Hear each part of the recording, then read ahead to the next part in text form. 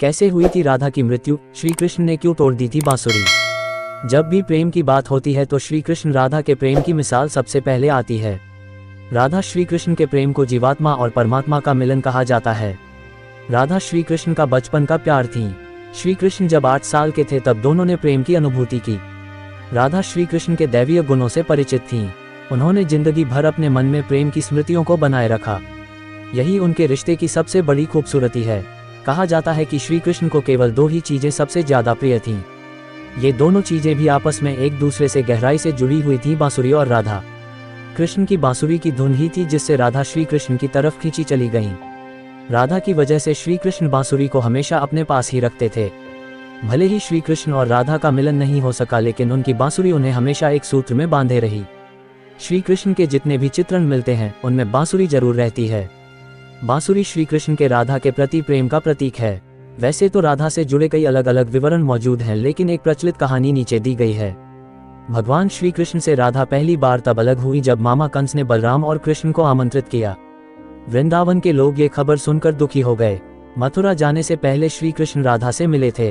राधा कृष्ण के मन में चल रही हर गतिविधि को जानती थी। राधा को अलविदा कह कृष्ण उनसे दूर चले गए। कृष्ण राधा से ये वादा करके गए थे कि वो वापस आएंगे, लेकिन कृष्ण राधा के पास वापस नहीं आए। उनकी शादी भी रुक्मिणी से हुई। रुक्मिणी ने भी श्री कृष्ण को पाने के लिए बहुत जतन किए थे। श्री कृष्ण से विवाह के लिए वह अपने भाई रुक्मी के खिलाफ चली गईं। राधा की तरह वह भी श्री कृष्ण से प्यार करती थी। रुक्मिणी ने श्री कृष्ण को एक प्रेम पत्र भी भेजा था कि वह आकर उन्हें अपने साथ ले जाएं। इसके बाद ही कृष्ण रुक्मिणी के पास गए और उनसे शादी कर ली। कृष्ण के वृंदावन छोड़ने के बाद से ही राधा का वर्णन बहुत कम हो गया। राधा और कृष्ण जब आखिरी बार मिले थे तो राधा ने कृष्ण से कहा था कि भले ही वो उनसे दूर जा रहे हैं, लेकिन मन से कृष्ण हमेशा उनके साथ ही रहेंगे। इसके बाद कृष्ण मथुरा गए और कंस और बाकी राक्षसों को मारने का अपना काम पूरा किया। इसके बाद प्रजा की रक्षा के लिए कृष्ण द्वारका चले गए और द्वारकाधीश के नाम से लोकप्रिय हुए।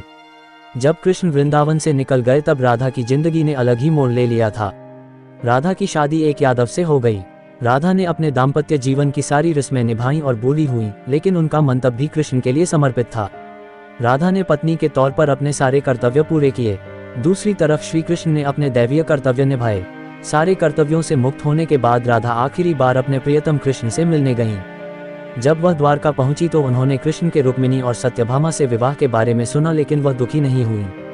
जब कृष्ण ने राधा को देखा तो बहुत प्रसन्न हुए। दोनों संकेतों की भाषा में एक दूसरे से काफी देर तक बातें करते रहे। राधा जी को कान्हा की नगरी द्वारिका में कोई नहीं पहचानता था। राधा के अनुरोध पर कृष्ण ने उन्हें महल में एक देविका के रूप में नियुक्त किया। राधा दिन भर महल में रहती थी और महल से जुड़े कार्य देखती थी।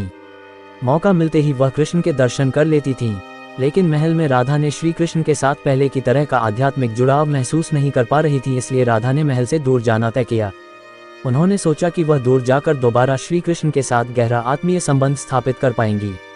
उन्हें नहीं पता था कि वह कहाँ जा रही हैं, लेकिन भगवान श्री कृष्ण जानते थे। धीरे धीरे समय बीता और राधा बिल्कुल अकेली और कमजोर हो गईं। उस वक्त उन्हें भगवान श्री कृष्ण की आवश्यकता पड़ी। आखिरी समय में भगवान श्री कृष्ण उनके सामने आ गए। कृष्ण ने राधा से कहा कि वह उनसे कुछ मांगे, लेकिन राधा ने मना कर दिया।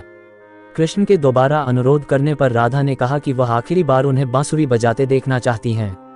श्री कृष्ण ने बांसुरी ली और बेहद सुरीली धुन में बजाने लगे। श्री कृष्ण ने दिन रात बांसुरी बजाई जब तक राधा आध्यात्मिक रूप से कृष्ण में विलीन नहीं हो गईं। बांसुरी की धुन सुनते सुनते राधा ने अपने शरीर का त्याग कर दिया। हालांकि भगवान कृष्ण जानते थे कि उनका प्रेम अमर है, बावजूद वे राधा की मृत्यु को बर्दाश्त नहीं कर सके। कृष्ण ने प्रेम के प्रतीकात्मक अंत के रूप में बांसुरी तोड़कर झाड़ी में फेंक दी। उसके बाद से श्री कृष्ण ने जीवन भर बांसुरी या कोई अन्य वादक यंत्र नहीं बजाया।